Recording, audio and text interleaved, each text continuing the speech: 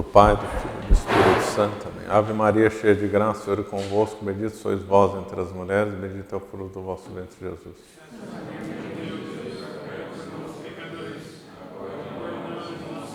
Auxílio dos cristãos, Pai, do Filho e do Santo. Então, racismo e eugenia. Bom, racismo, infelizmente, é uma coisa que sempre teve na história, tem atualmente, né, e vai ter ainda.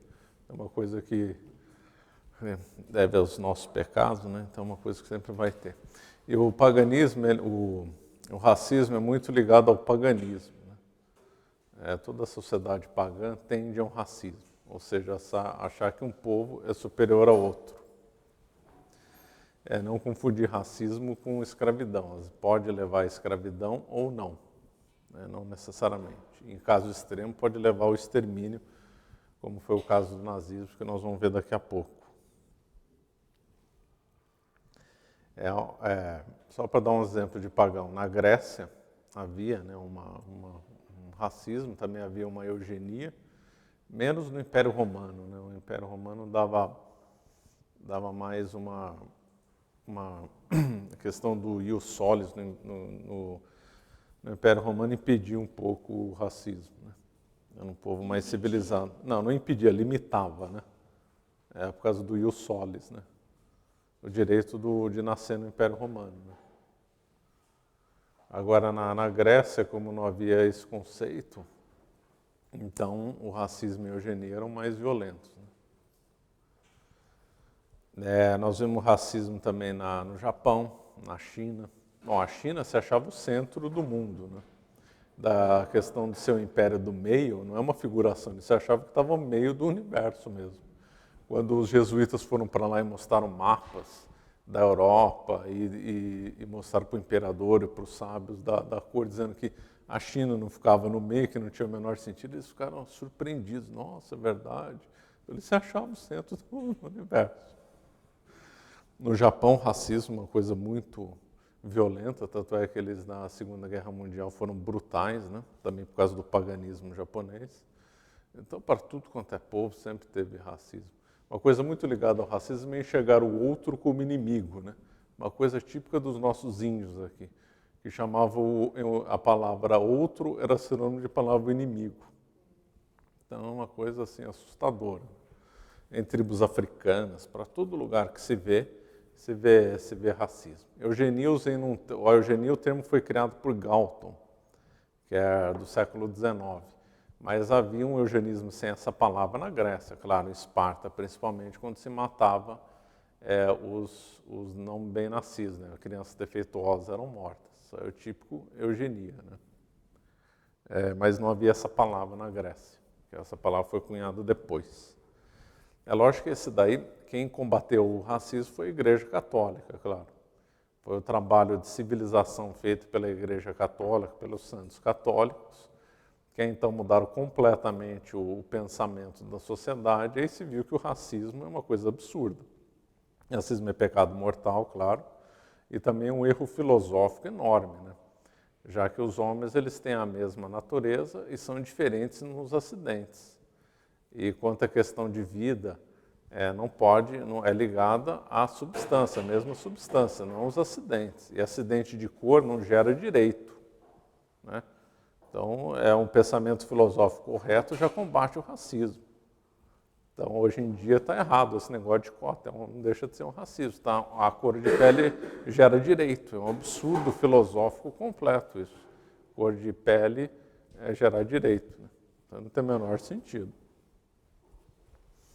Bom, agora vamos pegar a fio da meada de um lugar que foi o principal disseminador do racismo e da eugenia. Não foi a Alemanha, foi a Inglaterra.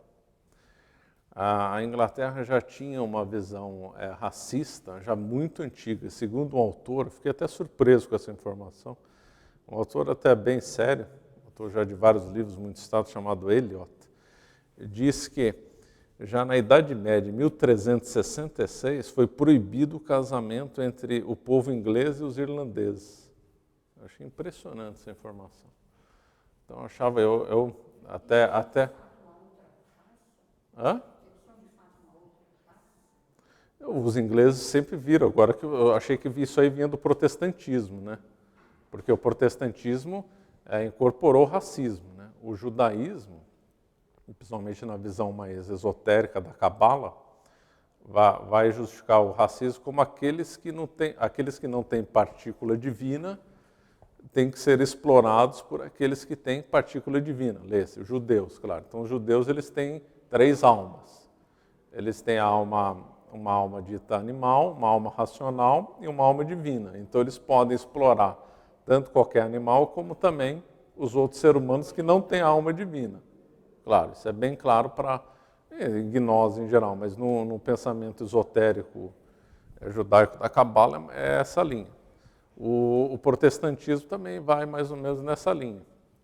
Agora, eu achava que o racismo na Inglaterra tinha começado com o protestantismo, não, veio antes. É impressionante. Então, o racismo lá... É um outro povo, porque eles são celtas, né? E os ingleses são anglo-saxões. Os ingleses vieram da Alemanha. Eram 2 tribos, né? Os anglos e os saxões. Uns habitaram em regiões diferentes até lá da Inglaterra, e aí depois se uniram em forma de governo centralizado, e aí gerou o povo anglo-saxão. E o povo celta tinha origem ali da França, né? França, Escócia, também tinha na Inglaterra. Os anglo-saxões brigaram com os celtas, né? Brigas, aliás, bem violentas com os celtas. E na Irlanda eram os celtas mesmo mais ou menos parecidos com o da Escócia e com a região da França, né? Com a Bretanha. Então, mas esse racismo... acho que sim. É o mesmo povo. O mesmo povo que tinha lá em Portugal, né? Que tinha na França, que tinha na Espanha, com exceção dos bascos, né? Os bascos não são celtas. Mas eu achei esse dado bem curioso. Então, vem desde a Idade Média. E desde aquela época até hoje, o inglês não suporta o irlandês. Tem uma visão assim, uma coisa patológica contra os irlandeses, né? Uma coisa assustadora, como nós vamos ver algumas citações, né? Então, só para dar um exemplo, um inglês, numa das campanhas contra a Irlanda, das inúmeras que teve, tratava os irlandeses como bestas. Mais tarde, por exemplo, o primeiro-ministro inglês Benjamin Disraeli também odiava os irlandeses. Ele chegou a dizer o seguinte: os irlandeses detestam nossa ordem, nossa civilização, nossa indústria, nossa religião pura.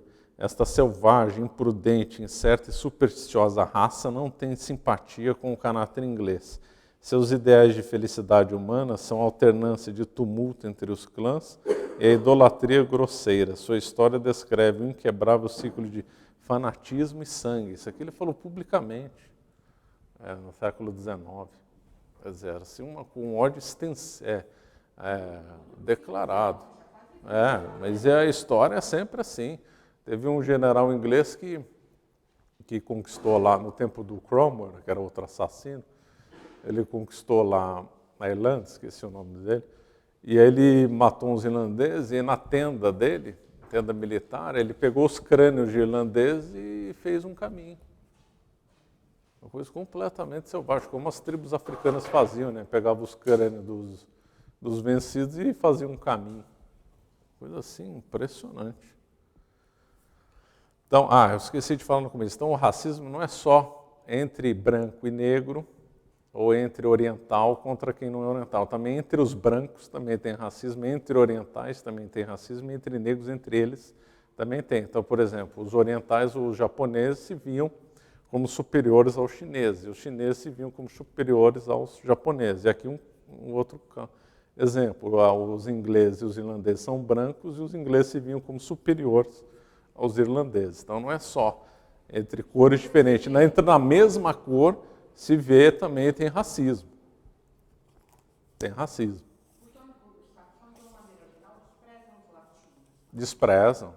Desprezam. Por isso que os Estados Unidos herdou esse viés racista contra os latinos também. Claro, eles viam o povo anglo-saxão como aqueles que deveriam dominar o mundo, e os povos do Mediterrâneo eram os inferiores, italianos, portugueses, espanhóis, tudo inferiores. Nos Estados Unidos também tinha um ódio brutal contra os irlandeses, né?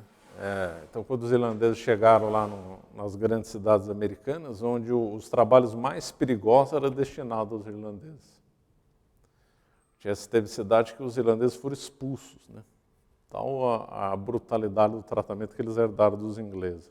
Foi que alguns irlandeses se refugiaram nas montanhas rochosas para fugir da perseguição.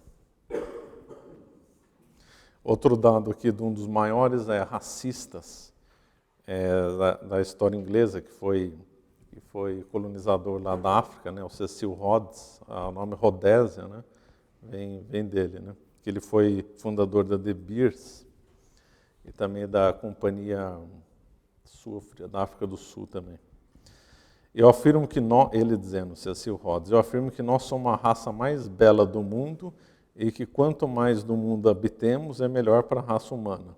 É o nosso dever de aproveitar todas as oportunidades de adquirir mais território e devemos manter essa ideia firmemente ante nossos olhos, que mais território simplesmente significa da raça anglo-saxão, mais do melhor, a raça mais honrosa, mais humana que o mundo possui. É inacreditável. O Hitler vai falar essa expressão, uma é mais humana que outra, uma expressão parecida. E outros, na Inglaterra tem um monte de exemplos, Chamberlain, Milner, aquele dramaturgo lá, o Bernard Shaw, todos, um racismo atrás do outro. E essas ideias, então, racistas, que a Inglaterra, então, foi epicentro de disseminação do racismo, depois da eugenia. E aí todas as colônias inglesas herdaram, então, o racismo inglês. Estados Unidos, como você tem, Canadá, Austrália, Nova Zelândia, para tudo quanto é lado, tinha racismo. Então, no Canadá se aprovou leis eugênicas, também tinha critérios para impedir imigração de povos que eles não achavam os adequados. Na Austrália, idem. E depois se criou uma ciência, ainda antes da eugenia, né, se criou uma ciência do racismo, né? É uma espécie de racismo científico. Então, isso começou a estudar cientificamente o racismo. É inacreditável. E nos Estados Unidos teve dezenas de várias universidades, então tinham cadeiras de racismo científico. Várias. E as universidades tinham critérios não acadêmicos de escolha, critérios raciais de escolha. Nos Estados Unidos, principalmente no interior, tinha concurso das famílias mais perfeitas. A pessoa ganhava um prêmio. Olha, essa aqui é a família mais perfeita, ganhava um prêmio, todo mundo aplaudia. Quer dizer, uma coisa completamente irracional, absurda, né?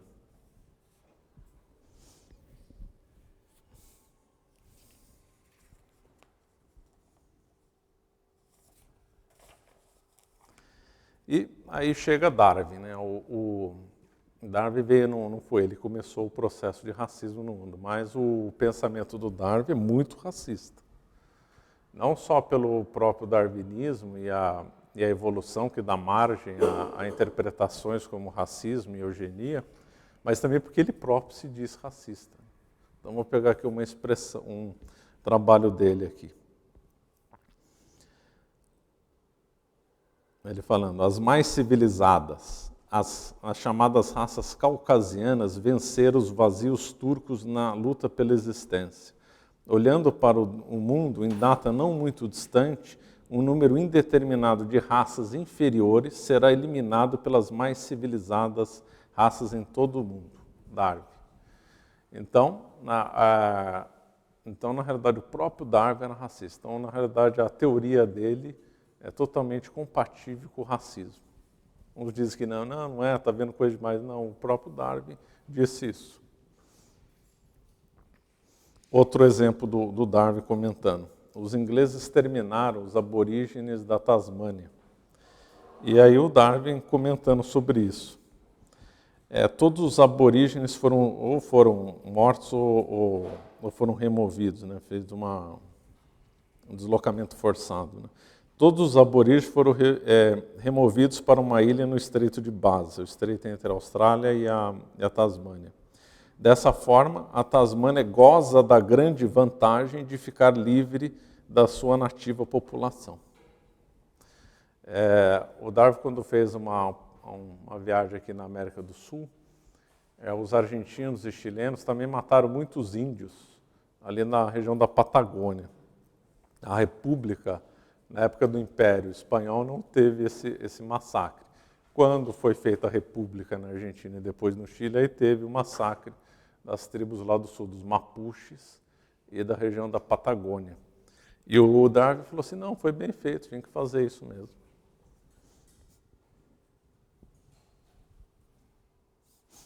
Outro que era racista e adorou o trabalho do Darwin foi o Marx, né? Ingenuamente você fala, não, o Marx defendia a luta de classe, defendia, mas também ele era um racista brutal.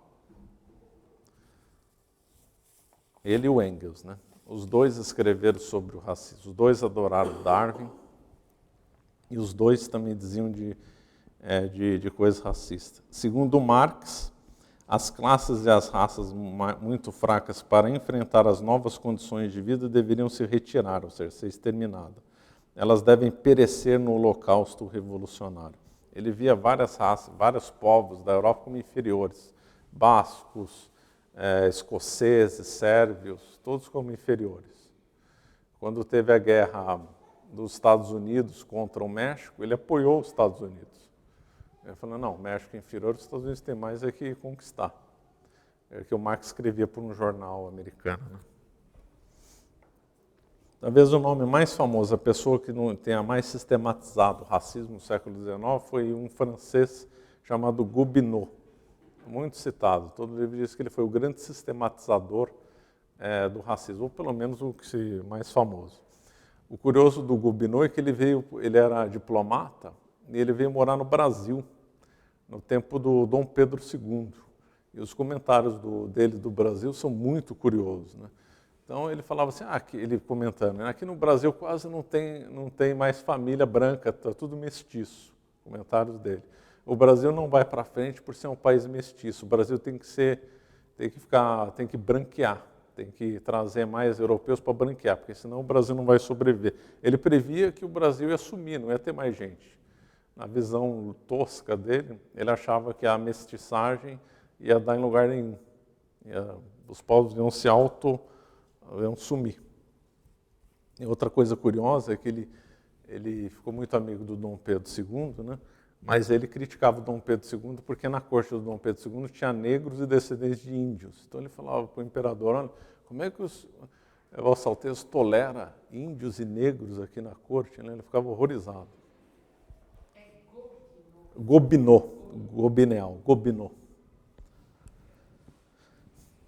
Agora vamos entrar na eugenia. A eugenia foi um termo cunhado por Francis Galton, primo do Charles Darwin. Então o Galton, estudando o trabalho do primo, falou, bom, tem aqui a seleção natural, né? As raças lutam entre si e o mais forte sobrevive. Então, isso é pela natureza. E se nós fizermos de modo artificial, acelerar os procedimentos biológicos, ou seja, deixar os que são mais perfeitos se reproduzir e exterminar os que são imperfeitos. Essa é a eugenia. Então ele disse, o Galton, o que a natureza faz cega, vagarosa e impiedosamente, o homem pode fazer agora, consciente, rápida e agradavelmente. Beleza, né? O Darwin viu os trabalhos do primo, gostou, foi fundada uma sociedade eugênica, o primeiro presidente foi o Galton, o segundo presidente, um dos filhos do Darwin, Leonardo Darwin. Leonardo Darwin disse o seguinte, entre todos os problemas que vamos enfrentar no futuro, na minha opinião, o mais difícil será o que concerne no tratamento das raças inferiores da humanidade. Eles falavam abertamente, não é que falavam escondidos, documentos secretos que foram descobertos depois, não, era aberta a discussão, era tudo aberto, tudo aberto. E onde que a eugenia e o racismo não deram certo? Nos países católicos, claro, né? A eugenia foi um sucesso em todos os lugares protestantes. Suécia teve lei eugênica, Noruega, Alemanha depois, Estados Unidos, tudo quanto era lugar protestante teve leis racistas ou eugênicas. Em todos os lugares católicos não teve, foi um fracasso completo. E, curiosamente, a Inglaterra, embora discriminasse brutalmente, ela não tem nenhuma lei do século XIX ou XX racista. E a eugenia, então, e o racismo, né? Agora vai entrar num tema interessante, mas muito triste, né? Que é do nazismo. Chegou o racismo e a eugenia, dessa linha mais científica, depois vai ficar claro porque eu vou falar dessa linha mais científica, entre aspas, chegou na Alemanha antes do Hitler. Já na década de 20 já tinha leis na Alemanha racistas. Inclusive, na época do Império Colonial Alemão, teve extermínio, ou quase extermínio, dos Hararis lá na África do Sudoeste. E tinham feito experimentos biológicos lá.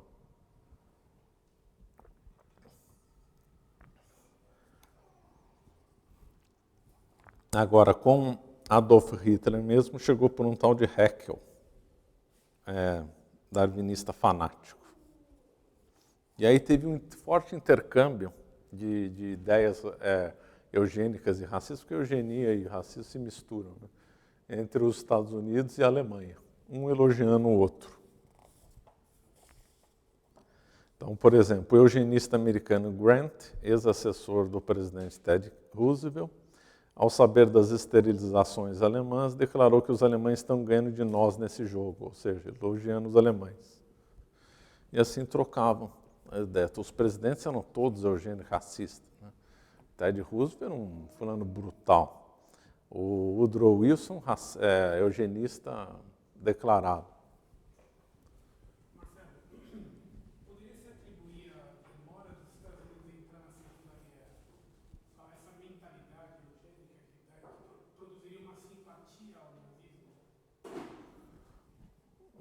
Acho que não.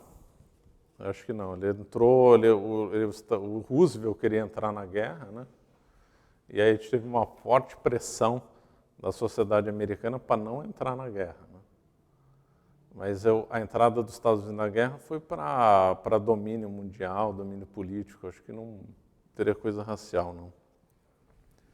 E depois a simpatia pela Rússia dos Estados Unidos era maior do que pela simpatia pela Alemanha, né? Eram mais comunistas do que eugênicos. Mais comunistas que eugênicos. Era visivelmente os assessores do Roosevelt, o assessor dele lá, esqueci, o Hopkins, era totalmente pró-União Soviética. O braço direito do Roosevelt era totalmente pró-União Soviética. O Ford tinha investido na União Soviética, tinha trocado gentilezas com o Stalin. Tinha uma forte liame entre os Estados Unidos e a União Soviética. E, curiosamente, o Stalin também tinha uma admiração pelos Estados Unidos. Falou, o nosso socialismo é uma mistura do que Lenin pensou e da indústria americana. Frase do Stalin.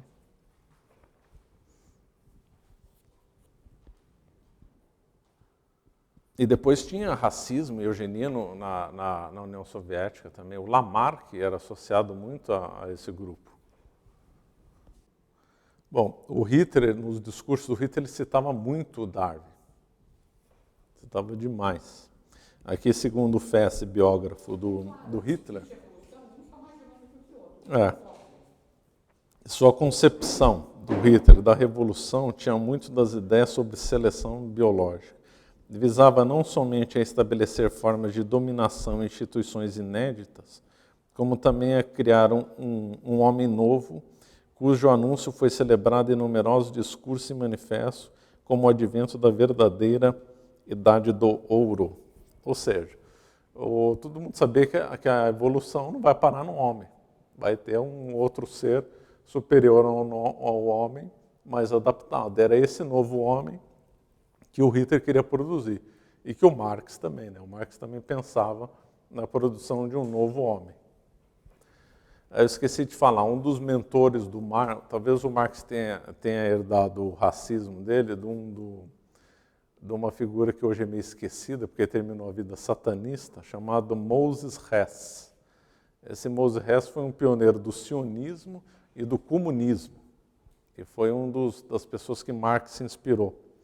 E o Moses Hess também dizia que a história da humanidade era uma história de lutas de raças e que ia continuar tendo essas lutas de raças.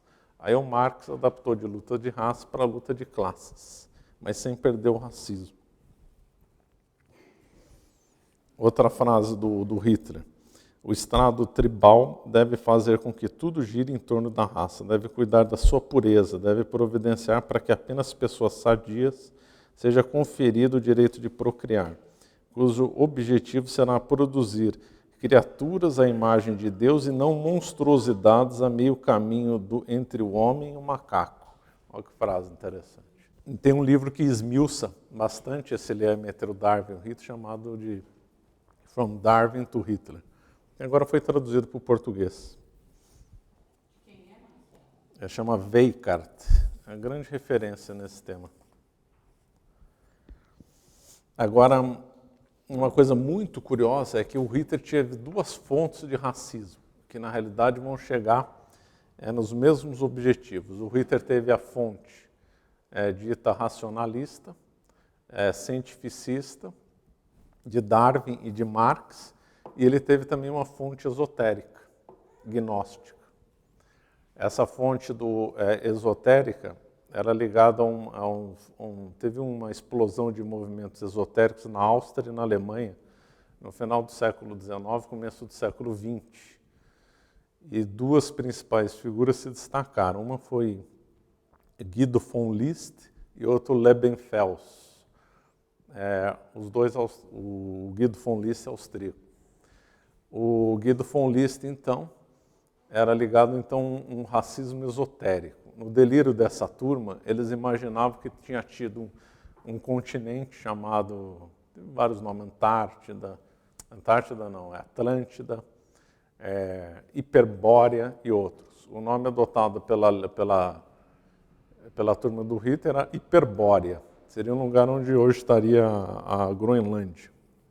Então teve no passado, não sei quanto tempo atrás, mais de 1000 anos atrás, tinha uma raça perfeita na Hiperbórea, a raça ariana perfeita. E aí, com vários problemas, essa raça teve que sair desse continente da Hiperbórea e se misturou com outras raças. E aí, por isso que se degenerou. Essa raça original ariana era adepta de poderes mágicos, que no grupo do Hitler, chamado do grupo Thule, chamava Vril, essa força mágica. Então, esses arianos tinham posse de uma força mágica chamada Vril. E perderam porque se misturaram com raças inferiores. E que, nesse delírio de Himmler, de Rosenberg, eles achavam que tinha preservado um pouco dessa pureza no Himalaia. E eles fizeram expedições lá para o Himalaia tentar encontrar esses parentes dos arianos. Né? É verdade, é um delírio completo. E aí o Hitler acreditou nessa história, muitos alemães acreditaram.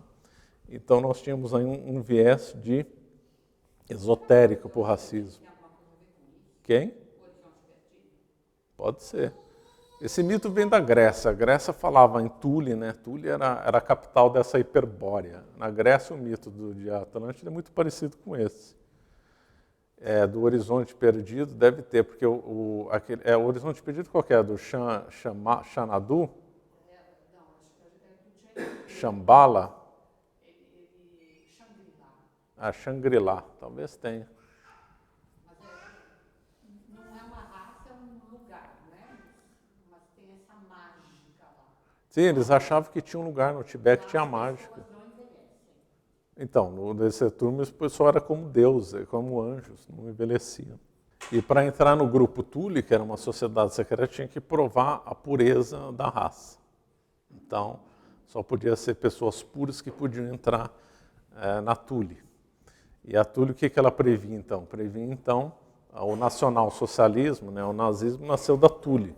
Então, previa isso mesmo, o extermínio das raças inferiores e o domínio dos arianos sobre o mundo para criar um novo homem e voltar a ter os poderes da antiga Hiperbórea.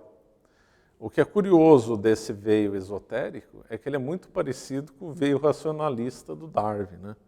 É muito curioso. Os dois veios vão dar no mesmo objetivo, criar uma humanidade nova, um mundo novo, só que um é um veio gnóstico e outro é o veio racionalista. Muito interessante. Aí, como o professor Orlando sempre final, quando um junta com o outro, produz faísca, né? Uma das razões, não a única, né, da Segunda Guerra foi esse veio racista do Hitler, né, e do nacionalsocialismo, que queria, então, impor esse modelo para o mundo. Então, quando o Hitler invadiu a União Soviética, na Barbarossa, ele dizia que queria matar uma parte do povo e a outra ser escravizado pelos alemães, porque os alemães eram superiores. Era assim. O interessante é que o Lebensfels e o Guido von List, eles odiavam a Igreja Católica. Eles diziam que a Igreja Católica era uma das responsáveis pelos arianos não terem tido sucesso no plano deles. E essas visões aí com o intercâmbio entre o Japão e a Alemanha, o Japão aderiu, né, às teses eugênicas e racistas, né? O Tojo, lá, que foi primeiro-ministro durante a Guerra do Japão, era um eugênico e racista brutal, né? E aí o Japão fez as coisas na China, mais ou menos com a mesma lógica que os alemães queriam fazer na União Soviética, né? Então, os japoneses na China também exterminaram, é que tem muito chinês, né? Mas mataram muita gente lá, e também escravizaram, e também fizeram experiências eugênicas lá. Para quem estuda, é o famoso campo 731, que tinha até o Mengele lá do japonês, chamado Ishii, que fazia umas coisas completamente horripilantes contra os chineses. Esse Ishii, aí quando durante a Segunda Guerra Mundial, desde os anos 30, né, a Segunda Guerra Mundial começou antes por Japão. O Japão invadiu a Manchúria em 1931. E aí continuou, né, fez os acordos com a Alemanha e continuou até perder a guerra em 1945. E o assustador é que quando os Estados Unidos venceu o Japão, eles capturaram o Ishii, sabiam dos crimes dele, mas preservaram a vida dele para continuar os estudos na Marinha Americana. Impressionante, né? E ele foi poupado da morte, porque também teve um tribunal no Nuremberg, no Extremo Oriente, e mataram lá um tanto, mas o Ishii, que era um criminoso, um assassino brutal, foi poupado pelos americanos.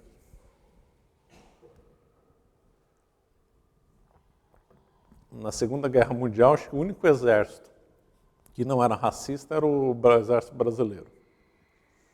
Os americanos eram totalmente racistas, né? Os negros no exército americano tinham que comer separado dos brancos.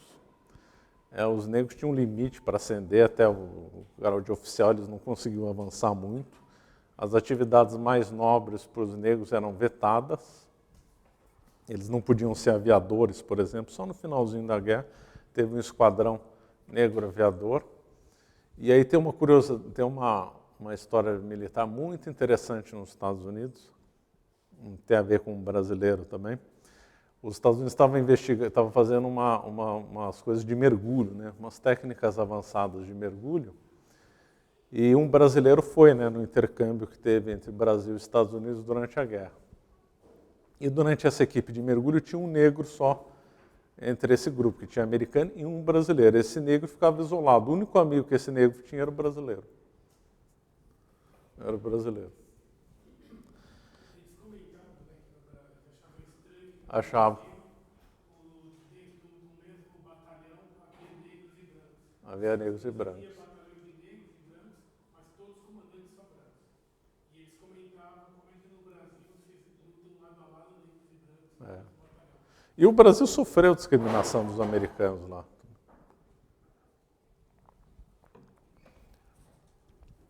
Então, racismo é uma coisa assim, brutal. E nos Estados Unidos teve lei eugênica até na década de 1970, se não me engano. Eles chegaram a aprovar uma esterilização de uma menina porque a avó era louca, uma coisa assim. Foi um caso bem emblemático dos Estados Unidos. Deixa eu ver se eu anotei aqui. Esse foi um caso assustador e emblemático, nos anos 20. A Suprema Corte dos Estados Unidos decretou a esterilização compulsória de uma menina de 3 anos de idade sob o argumento de que 3 gerações de imbecis era mais do que suficiente para justificar essa ação, incluindo nessa linguagem a menor, sua avó, sua mãe e sua avó. A brutalidade. A fundadora do feminismo moderno era uma eugenista fanática, a Margaret Sanger.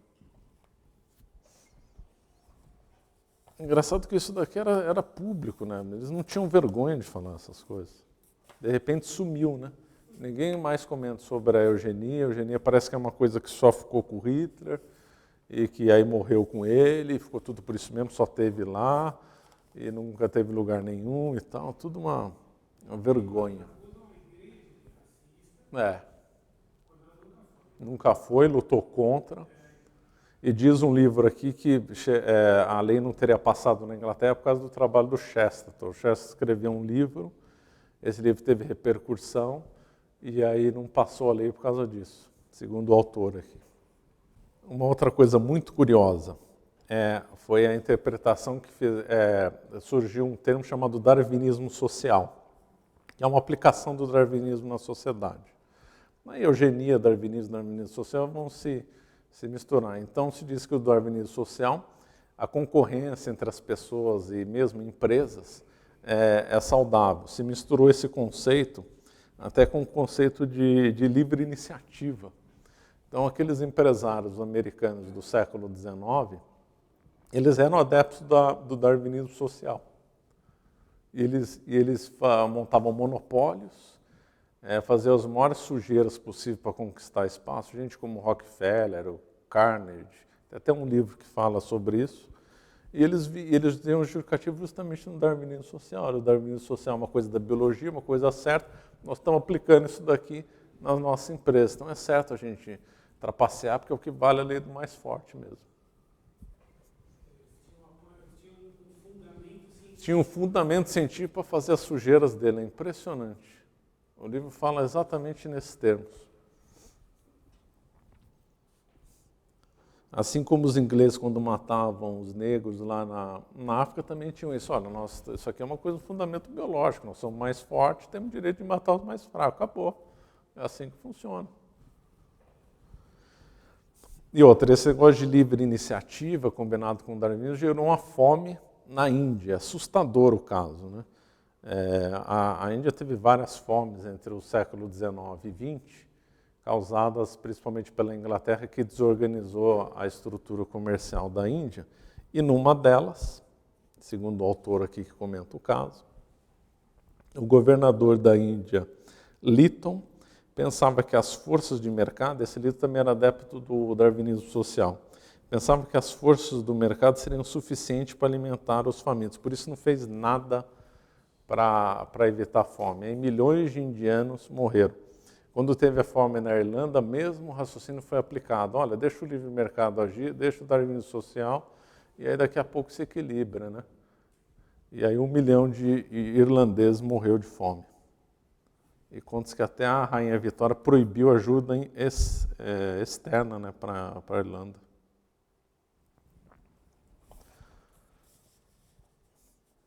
Outra, uma coisa curiosa, né? Não é todo mundo que pensa assim, mas tem um autor que comenta, faz um paralelo entre o calvinismo e o darwinismo social, dentro dessa mesma lógica. Já pelo calvinismo, o sucesso material nesse mundo reflete que você vai estar salvo, que você vai para o céu, um sinal divino de salvação, e quem é pobre é um sinal divino de maldição. Essa tese calvinista casa muito bem com o darwinismo social, claro. Entre a concorrência entre os mais fortes. Se ficou pobre, azar teu. Então, a lógica calvinista se casou muito bem com essa lógica. Enquanto se baseava na ciência, ou se baseava Na teologia. Se há dupla predestinação, Tá bom, aí pode fazer isso. Você vê como as coisas se casam, né? O esoterismo, esse viés protestante, o cientificismo do Darwin, do Marx, todos eles justificavam um racismo brutal e uma eugenia brutal e uma cultura de extermínio, cujo mais grave exemplo da história foi do Hitler, que exterminou milhões de judeus, que queria exterminar quase todo o povo eslavo e que via toda a raça como inferior, né? Essa coisa da resistência entre os católicos contra as leis racistas é impressionante, porque mesmo na Itália, com Mussolini, aliado do Hitler, só teve uma lei, a lei foi só aprovada em 1938 por pressão do Hitler, e mesmo assim foi uma letra morta. A perseguição aos judeus só aconteceu na Itália em 1943, depois que o Mussolini caiu e a Alemanha assumiu o controle da Itália. Apesar de ter tido uma lei, essa lei foi letra morta. Então era resistência entre os católicos contra qualquer coisa de eugenia e racismo. Aí poderiam perguntar, e o Brasil? Bom, o Brasil não é para amadores, né? Conforme eu gosto de falar. No Brasil teve um movimento eugênico no Brasil, veja só, né? Foi um fracasso completo. E teve um pensador, que aliás ele diz que é muito competente em outras áreas, foi um pioneiro em criminalística e outros estudos biológicos, e ele era eugenista, racista e era mulato. Que era o Raimundo Nina Rodrigues, era um maranhense, mulato, racista. Esse é o Brasil, né? É inacreditável. O Brasil não é para amador, gente. E ainda para acrescentar um negócio, por exemplo... Ele falou, não, tem que purificar a raça, acabou, não tem essa, o negro inferior, e ele era mulato. Mulato. Brasil, né? Não adianta. Quando teve o movimento do Plínio Salgado, integralismo, era cheio de negro no movimento dele, né? Não tinha racismo. E mais, quando teve esse aqui tem a filmagem que não vai me deixar mentir. Tem que pesquisar lá no YouTube, vai ver essa história que eu estou falando. Teve um movimento neonazista no Brasil nos anos 80. Se não me engano, o presidente dele era o meio-irmão do Eduardo Suplicy. E foi permitido ter partido nazista no Brasil durante uns anos, depois proibiram. E aí tinha a juventude nazista. A juventude nazista, um dos líderes era negro. Heleno chamava. Heleno chamava. Quer dizer, o Brasil é o país menos racista no mundo. A prova é isso, que até a turma da eugenia, do nazismo, tinha negro, tinha mestiço. É impressionante. É uma coisa assim, inacreditável que as coisas no Brasil. Né? Uma coisa. Bom, é isso. Dúvidas?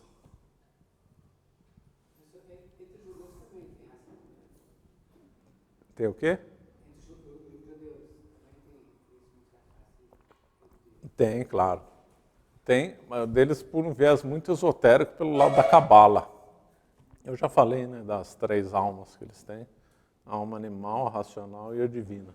Não é todo judeu que pensa assim, claro. Mas na cabala tem essa visão.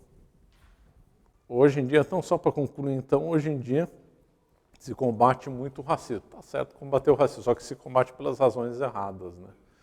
Em razão do igualitarismo tosco. E agora estão o inverso, né? Querendo, por causa de uma certa dívida histórica, se estabeleceram, né, um racismo pelas cotas, né? Que é uma vergonha. Né? Vai produzir.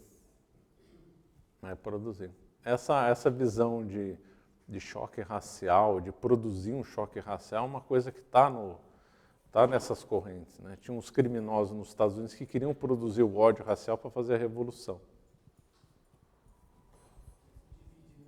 Para dividir.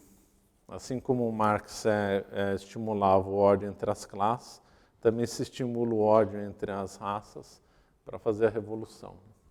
Então tá bom, mais alguma questão? Então vamos encerrar então.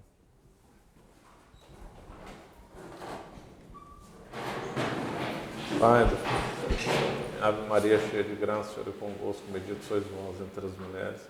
Bendito é o fruto do vosso ventre, Jesus. Santa Maria, Mãe de Deus, rogai por nós, pecadores, agora e na hora de nossa morte. Ao ser dos cristãos.